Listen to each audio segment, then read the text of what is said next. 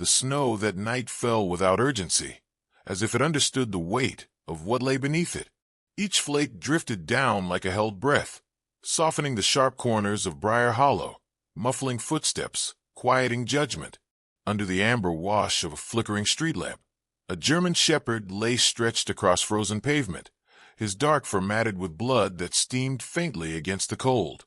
His name was Ash, though the town knew him only as the police dog, useful once, costly now. Beside him knelt Officer Elias Crow, coat unbuttoned, gloves forgotten somewhere behind panic, his bare hands pressed against Ash's ribcage, as if warmth alone could convince a body to keep going.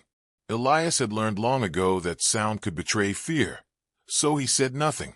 He breathed with the dog instead, slow and deliberate, sinking his chest to the shallow rise and fall beneath his palms. Around them, the night held still. Windows glowed briefly, then dimmed. People looked, then turned away. In Briar Hollow, tragedy was tolerated so long as it did not ask anything of you. The call had come too late, or maybe Elias had answered too slowly. He would replay that moment later, over and over, searching for the second where things might have been another way. Ash had chased a shadow between warehouses, old instincts outrunning an aging body, and the fall had sounded wrong, too dull, too final. When Elias reached him, Ash's eyes were still clear, still loyal, but pain had already begun its quiet work. The clinic doors opened with a reluctant chime, spilling sterile light onto snow-streaked boots and a man carrying more guilt than weight. Inside, Dr. Margaret Hale looked up from her counter, her face settling into something practiced and careful. She did not rush forward. She did not kneel. Her gaze moved from Ash's wounds to Elias's uniform, lingering there as if the fabric itself carried a ledger of past favors and unpaid debts. "We'll do what we can," she said, which in Briar Hollow often meant very little. Minutes stretched thin as thread. Ash was placed on cold metal, his breath hitching now, each exhale sounding like a question. Elias stood back when told to, hands trembling uselessly at his sides. He watched Dr. Hale examine the damage, watched her jaw tighten, watched calculation eclipse compassion. Somewhere in the back room, a heater clicked on and off, struggling against the winter. "It's extensive," she said finally. "Internal bleeding. Surgery would be risky." Elias nodded. He had expected this tone, this careful distance. "He's taken worse," he said quietly, not as a challenge, but as a truth learned the hard way. Dr. Hale met his eyes then, and for a moment something human flickered there. Then it was gone. "Funding for K-9 care was cut last year. You know that. The town council made it clear, we're not authorized for extraordinary measures." The words landed softly, but their meaning was blunt. Ash shifted on the table, a low sound vibrating from his chest, and Elias felt something inside him give way. He did not argue. He did not raise his voice or list the nights Ash had worked without rest, the lives he had pulled back from the edge. He only nodded again, shame creeping up his spine like cold. Outside, the waiting room had filled without him noticing, not with concern, but curiosity. Whispers slid between coats and scarves. Someone muttered about budget waste. Someone else shook their head, saying Elias had always been reckless. In Briar Hollow, stories traveled faster than snowstorms, and they rarely carried kindness. Elias signed the papers with a steady hand that surprised even him. He thanked Dr. Hale for her time. Gratitude, he had learned, was expected even when mercy was denied. When he returned to Ash's side, he rested his forehead briefly against the dog's, breathing in the familiar scent of fur and antiseptic and winter air, clinging stubbornly to them both. "I'm here," he murmured. The words meant more for himself than for Ash. As he lifted Ash into his arms, a small movement near the doorway caught his eye. A girl stood there, half hidden behind a rack of pamphlets no one ever read. She couldn't have been more than 8, her coat too thin for the cold, her hands clasped tightly, as if holding something precious and breakable. Her dark hair spilled from beneath a knit cap, snowflakes melting into it unnoticed. She watched them with an intensity that felt out of place on such a young face, as though she understood more than she should. Elias looked away. He had no space left for witnesses. The walk back into the night, felt longer than it had any right to be. Each step sent a jolt through Ash's body, and Elias adjusted his grip, whispering apologies he did not believe could fix anything. Snow gathered on his shoulders, dampened his hair, seeped through his boots, but he welcomed the sting. Pain, at least, was honest. They reached the cruiser, its engine ticking quietly, and Elias paused. This was as far as he had planned. Home was empty. The station would ask questions he couldn't answer. For the first time since he'd pinned on a badge, he did not know where to go next. Behind him, the clinic door opened again. He turned, expecting Dr. Hale with a change of heart that only happened in stories, but it was the girl instead. She stepped into the snow, boots crunching softly, her breath puffing out in small clouds. She stopped a few feet away, close enough that Elias could see the freckles dusting her nose, the seriousness in her eyes. "Mister," she said, her voice barely louder than the falling snow. "May I say something to him?" Elias hesitated. Every instinct told him to refuse, to protect what little dignity this moment had left. But something in the way she asked, not demanding, not pleading, undid him. "If you want," he said. She approached slowly, as if aware that sudden movement might break whatever fragile thread held the night together. She reached up, her small hand hovering over Ash's head, then resting there gently. Her touch was careful, reverent, the way people touch things they love, but do not own. "He's a good listener," she said, mostly to herself. "He always has been." Elias frowned, but before he could ask what she meant, Ash's ear twitched beneath her fingers. It was a small thing, almost nothing, yet it tightened Elias's chest more than the injury itself. The girl smiled, just a little, as if reassured. "I won't be long," she added. Snow continued to fall, thick and silent, wrapping Briar Hollow in white. The street lamp hummed overhead. Somewhere inside the clinic, a phone rang and went unanswered. Elias watched the girl lean closer, her lips near Ash's ear, and for the first time since the fall, he felt something unfamiliar stir beneath the fear. Not hope. He had learned better than that. But maybe, just maybe, the beginning of listening.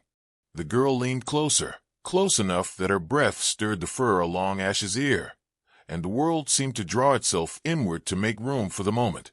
Elias expected comfort words, the kind adults offered when they had nothing else to give, but what left her lips was measured, deliberate, shaped by memory rather than impulse. It was a sequence of syllables, soft and steady, spoken with the confidence of someone who knew she was being heard. Elias did not recognize the words, but Ash did. His body, slack with pain only moments before, tightened almost imperceptibly, as if a forgotten door had been opened somewhere deep inside him. Ash's breathing changed first. The ragged pauses smoothed, the shallow gulps becoming something closer to rhythm. His eyes, dulled by shock, flickered with a faint return of focus. Elias felt it through his arms before he fully saw it, the way one feels a tide turning long before the water reaches shore. He stared at the girl, a question forming on his tongue, but she pressed one finger gently to her own lips, asking for silence, without ever looking up. When she finished, she rested her forehead against Ash's for a brief, intimate second, then stepped back as if the space belonged to him again. "He remembers," she said simply. Elias swallowed. "What did you say to him?" She hesitated, weighing the answer the way children do when they sense truth carries consequences. "It's something they taught him when he was little," she said, "so he wouldn't be scared when everything else was loud." Behind them, the clinic door creaked open. Dr. Hale stood framed in the light, her coat pulled on hastily, her expression caught between irritation and concern. She took in the scene, the dog in Elias's arms, the girl in the snow, the subtle but undeniable change in Ash's condition, and something in her posture shifted. "What did you do?" she asked, not accusing, but curious despite herself. "I listened," the girl replied.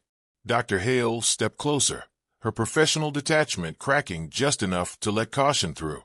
She knelt, fingers finding Ash's pulse. Her brow furrowed. She checked again, then a third time, as if the numbers might change their mind if she gave them enough chances. When she looked up at Elias, there was no denying what she saw.